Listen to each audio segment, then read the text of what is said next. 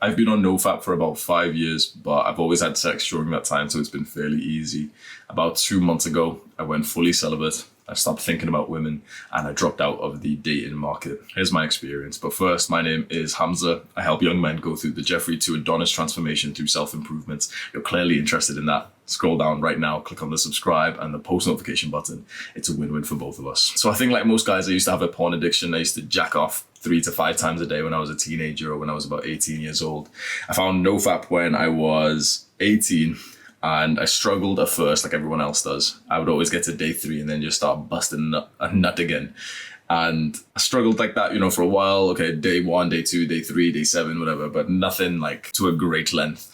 And NoFap became very normal and somewhat easy for me when I was about 19 and I actually just started to have sex. Because I used to just view it very positively, like, okay, this is the real thing. So I'm not going to do the fake thing by myself. I'm just going to save up so I get a bigger nut with these women. So it became normal for me.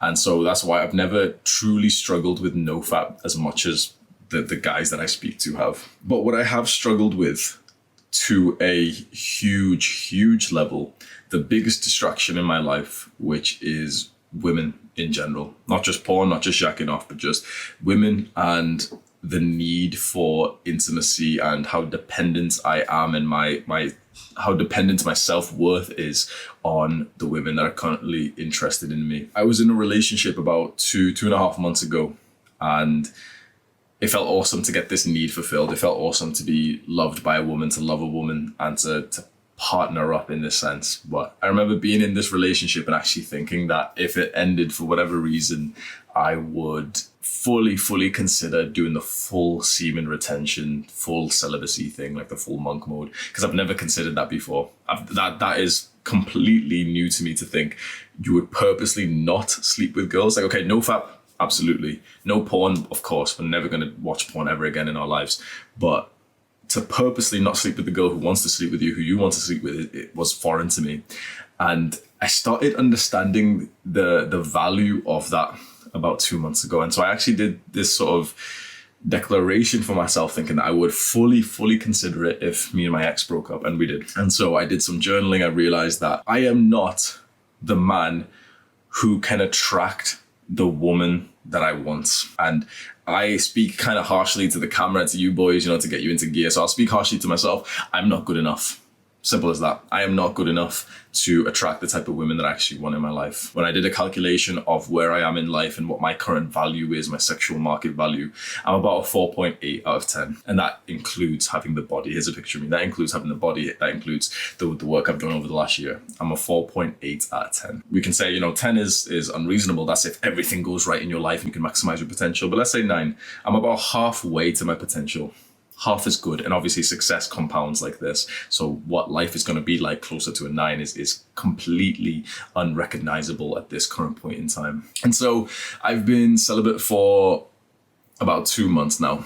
For 2 months, I have had no sexual intercourse with women, which is the longest time since I lost my virginity when I was 19 years old. I never thought I would consider something like this, I'm not going to lie, but the value of it and the benefits of it have been pretty immense. And it's shown me a different side to life where women are not the main priority. So the experience is as follows. After the breakup, I almost straight away, I did the whole thing where I was thinking, you know what? No dating, no sex, no nothing. If a attractive woman was asking me for sex, I'd literally say no.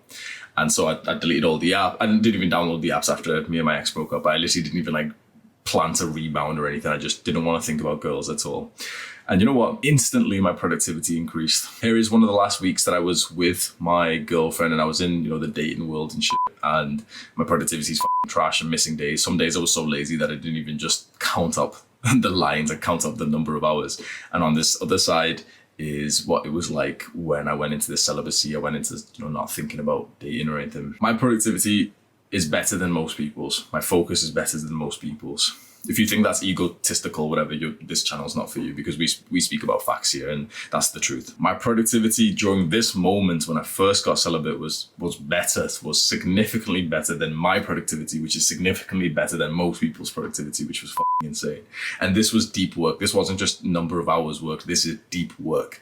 The author who wrote the book Deep Work said that the max is about 4 hours. I was pushing 8-hour days, and it was deep work. It was truly, truly deep work hours. But then I made a mistake. I was doing really well on this. I was focused. I was being productive. I was smashing some work and everything. I did a lot. Like I've made about $10,000. Not 10,000, probably a little bit less than that, but I've made like, let's say 7,000, maybe a bit more than that over the last 2 weeks or so because of the work that I did during this first period of celibacy. I went away, like I can't tell if I consciously made the mistake or I can't tell if it just kind of, happened or something, but I got more of a desire for women again. So for the first, few weeks of celibacy, there was no desire for women. I was just focused on the business, enjoying the goals and the process and everything. And then just slowly and surely, like the thoughts came into my mind of wanting the partnership and wanting the love and missing my ex and everything.